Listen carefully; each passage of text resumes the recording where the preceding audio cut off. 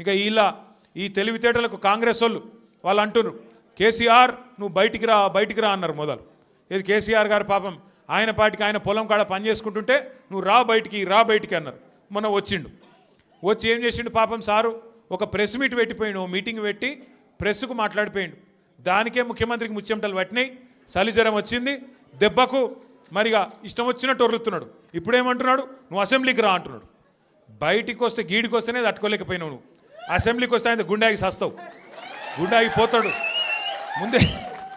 ముందే ఇంతున్నాడు, ఆయనతో గుండాకి డామ్మంటాడు. ఇప్పుడు ఇవాళ రేపు ఎట్లయిపోయిందంటే నిజంగా బాధ అనిపిస్తుంది.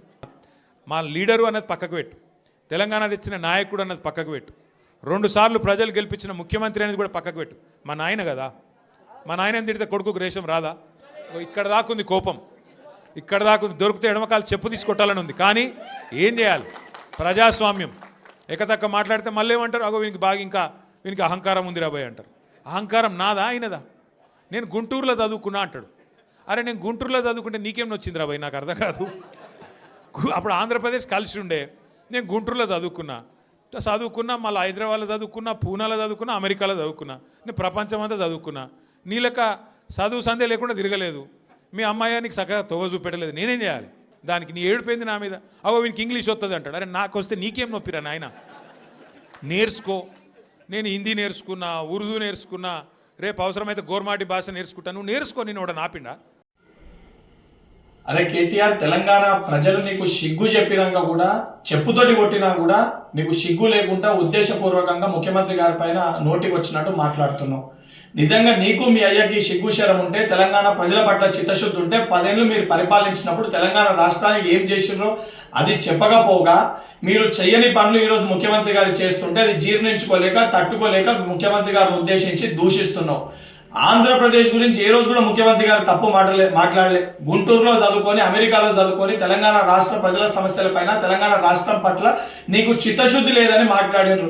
నువ్వు సోయి లేకుండా బీఆర్ఎస్ పార్టీని ఆంధ్రప్రదేశ్లో పెట్టినప్పుడు, బీఆర్ఎస్ పార్టీ అక్కడ ఏదైతే రాజకీయ లబ్ధి కోసము నన్ను ఆంధ్రప్రదేశ్ ప్రజలు భీమవరంలో పోటీ చేయమంటారు అని చెప్పి నువ్వే ఒక ప్రసంగంలో మాట్లాడినావు.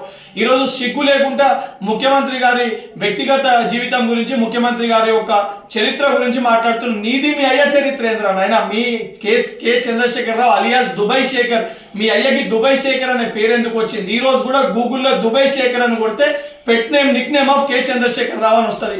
మరి ఆ రోజు దొంగ పాస్పోర్ట్ల పైన మీ అయ్య చేసిన ఘనకార్యం ఏంటి? అవన్నీ మర్చిపోయినావా? గతాన్ని మర్చిపోయి ఉద్దేశించి నువ్వు మాట్లాడుతున్నావు.